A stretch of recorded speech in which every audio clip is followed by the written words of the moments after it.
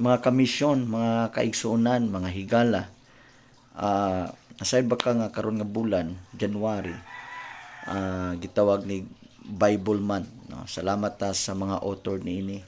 Salamat po ta ni Senador Manny Pacquiao sa siya nga proponent aning bill, aning programa nga ang tibuok Pilipinas unta muhatag og panahon sa makaron nga bulan pagpamalandong nga at least matagaan natong dako kayong balyo ang Biblia sa atong individual, sa atong pamilya, sa atong community, sa atong trabaho.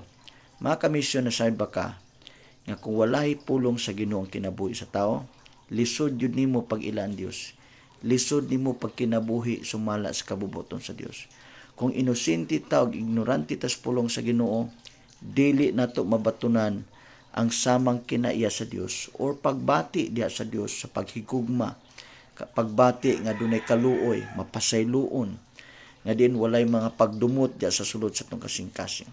Naside ba ka nga ang pulong sumala sa Bible sa John 1 verse 14 nga ang pulong nahimong tao mipuyo nga ni kanato. Mao nay nindot kayo. Ikining pulong atong gibasa mao dinhi si Kristo. Ang pulong nga nahimong tao nga mipuyo nga ni kanato. Po sa akong mudasig nimo ayaw sugot nga wa kay pulong sa Ginoo. Lisod kay mamatay ka nga inosente gyapon ka sa pulong sa Ginoo. Ang Bible nagsulti nga malaglag akong katawhan tungod sa kulang sa kahibalo.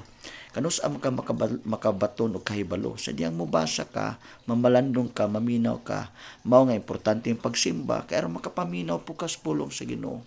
Mga kamisyon, karon nga bulan ni nga tagaan nato og significant, tagaan natong dako kayong balyo, bili.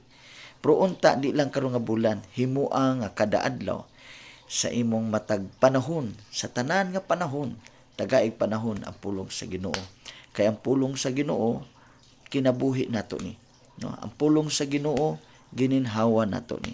Kay kung walay pulong, walay kinabuhi. Kay ang pulong mao si Kristo. Si Kristo ang sinugdanan sa tanan. Siya ang pulong. Busa mga kamisyon, salamat sa iyong pagpaminaw unta nga kani nga mensahe magpukaw ninimo unsa ka importante ang pulong sa Ginoo. Matud pa ni Manny Pacquiao, the Bible is the manual to life. So try to imagine, manual sa kinabuhi. So ang Bible mo nay mo repair kung naay mga guba da sa imong kinabuhi, naay mga bikil sa imong kinabuhi, naay problema imong kinabuhi. Kung mamalandong ka, mobasa ka sa Bible, i-leads ka sa Ginoo sa iyang kabubuton. Tagaan kag wisdom aron giyahan ka sa insaktong kinabuhi nga naay kalinaw o kalipay diha sa Ginoo. Dalay ko ng Dios ug maayong adlaw.